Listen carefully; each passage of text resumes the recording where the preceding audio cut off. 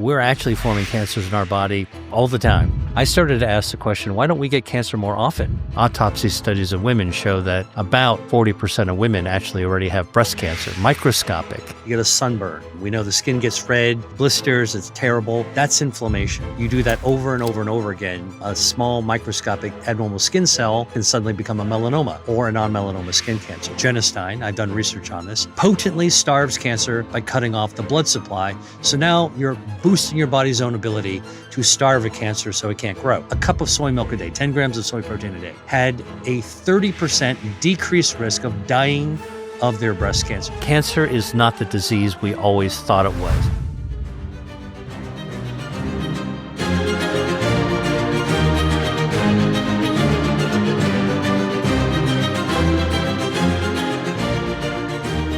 Cancer is just normal cells that have kind of gone wild. And so we're actually forming cancers in our body all the time. And when somebody asks me why did they get cancer at whatever age they're at, like I try to have a compassionate response to them. And you certainly don't want to make people feel like they're to blame. But as a researcher, when I'm done with that individual patient, I'm walking by myself, I started to ask the question, why don't we get cancer more often? And in fact, we actually do get cancer all the time. And getting cancer means normal cells that are dividing, copying, pasting, which is why we're still around today from yesterday and we'll still be around tomorrow, makes mistakes. And when you have those mistakes, you have mutations, and mutations really are the kind of the bud, the foundational bud of developing a cancer in the future. So an interesting thing that has been worked on is how many DNA mistakes does a typical adult make? The answer is 10,000 mistakes are made every 24 hours. So in theory, we actually are laying track for these little microscopic abnormalities that can turn into cancers, but they don't turn into cancers, most of them, because we actually have defenses in the body, like our immune system, like our ability to prevent blood vessels from growing into them. We've got lots of hardwired mechanisms that prevent cancer. So people who wind up dying from non-cancer causes get an autopsy to figure out what actually happened. And they're, in an autopsy, you look at every tissue. Pathologist, a specialist in looking at tissues, either in life or death. And some startling statistics appear. So it turns out that between the ages of 40 and 50, autopsy studies of women show that about 40% of women actually already have breast cancer, microscopic breast cancers that are far lower than what you would be diagnosed with. And most of those women are not going to go on to develop breast cancer. It's just that if you look for them, you might find them. So something about the environment of the breast, the microenvironment, and then lifestyle can actually take something that could be harmful that actually doesn't wind up being harmful. For men, between the ages of 50 and 60, 50% of men have prostate cancers. Silent cancers in the prostate most likely won't ever become a prostate cancer that's going to kill you or be dangerous, but they're there.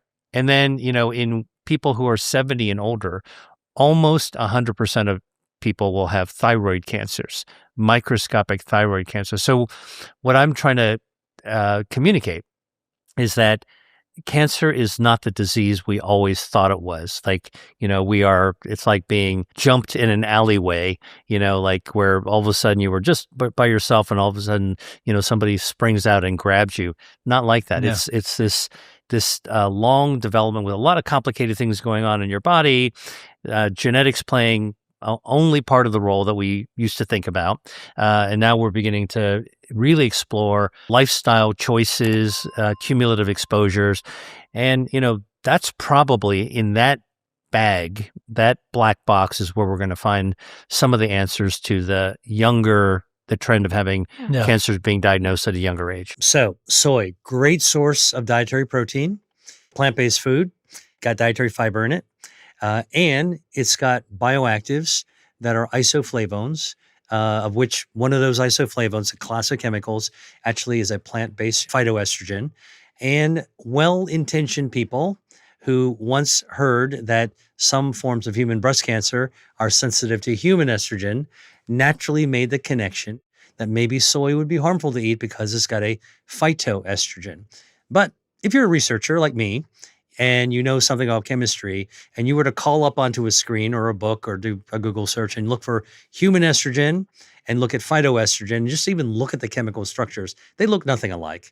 And in fact, what is true is that plant estrogens, phytoestrogens from soy, don't actually mimic human estrogen. It blocks human estrogen. It's kind of Mother Nature's tamoxifen, which was a drug designed to block human estrogen.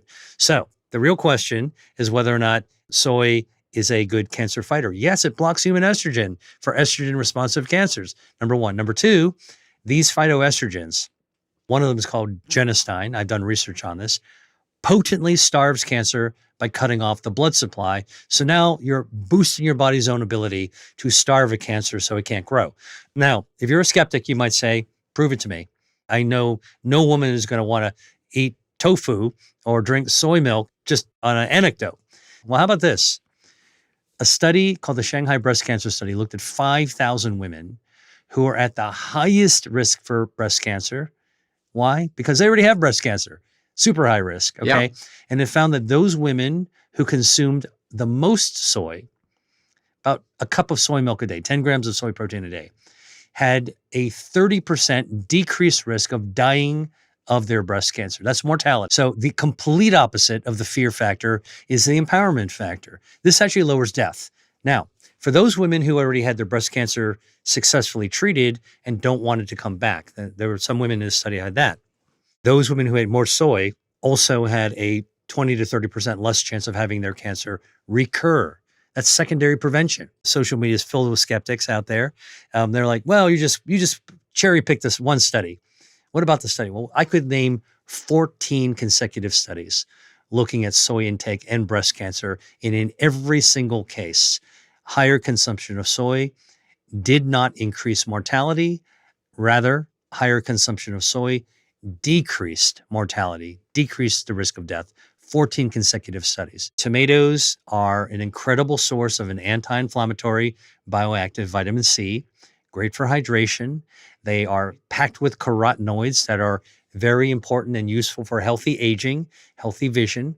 And one of those carotenoids, natural compound called lycopene, has been studied, and it has a powerful cancer-starving effect.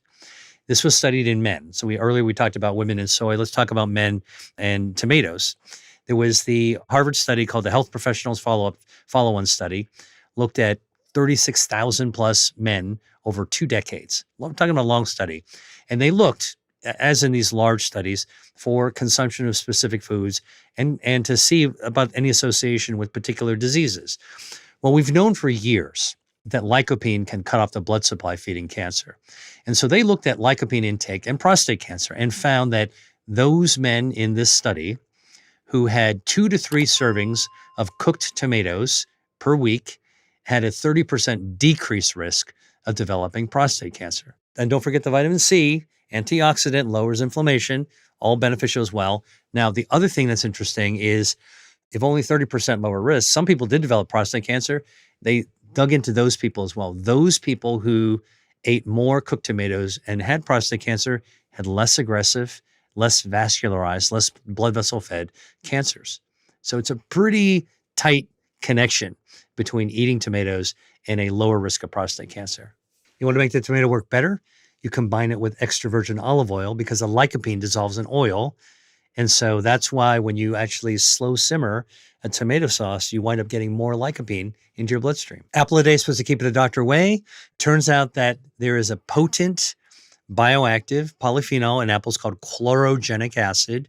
It is a super potent anti-inflammatory substance found in the flesh of apples that when we eat it, really helps to lower our inflammatory biomarkers.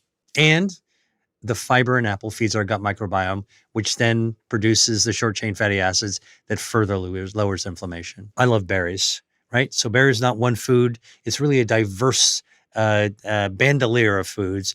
Blackberries, blueberries, raspberries, strawberries, all of them are colorful. And the color that the common denominator, natural dyes, are anthocyanins in many of the berries, including lingonberries and all these gooseberries. And anthocyanins tame blood vessels to make them healthier, so good for cardiovascular, but they also cut off the blood supply to cancers. They're also incredible antioxidants to protect DNA from damage.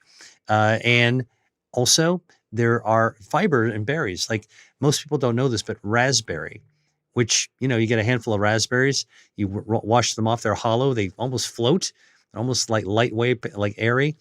They are pound for pound the most fiber-rich berry food out there, and it feeds the gut microbiome, which then lowers inflammation. So think about these individual microscopic cancers as seeds. They're not good seeds, they're bad seeds. Okay. And they're sitting in soil. So the seed in the soil patches its idea of cancer living in its own fertile soil. And what happens around the soil can affect the growth of the seed. So inflammation is basically feeding the seed. It's watering and fertilizing the seed, the bad seed, in a way that allows it to begin sprouting roots, establishing itself, and growing into what you don't want it to grow into. Now, remember, inflammation is actually normal and healthy. So it's the chronic inflammation that's actually stoking the growth. What does it do to the seed? Why does inflammation do that? So this seed is always trying to establish itself by releasing its own fertilizer. They call them growth factors. They're peptides and proteins. And right now in the whole biohacker longevity space, there's like a big enthusiasm about peptides.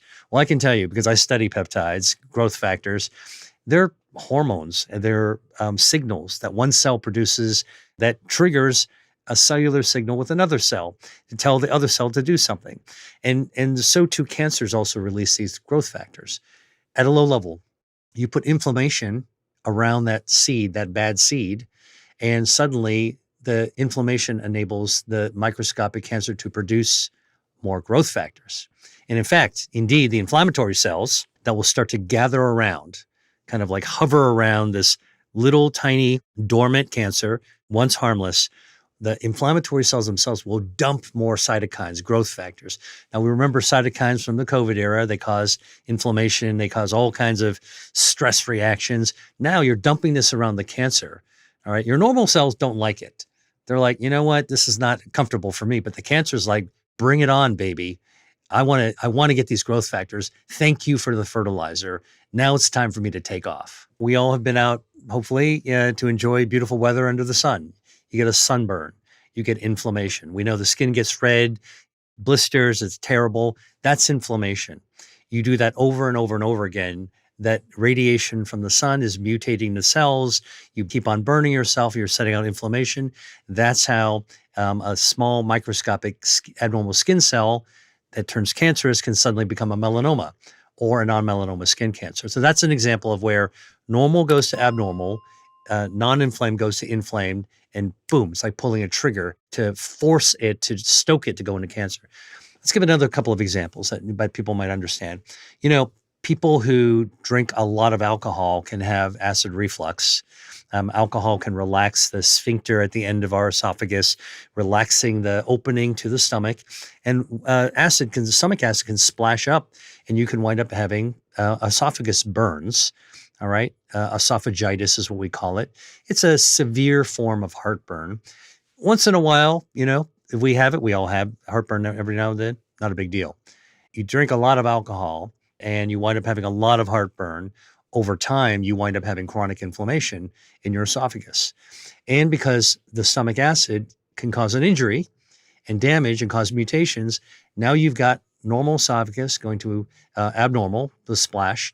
Now you've got non-inflamed to inflamed, and that can trigger off the growth of esophageal cancer or esophageal stomach cancer, really deadly type of cancer. Hey, if you like that video, then you're going to love this one. Check it out.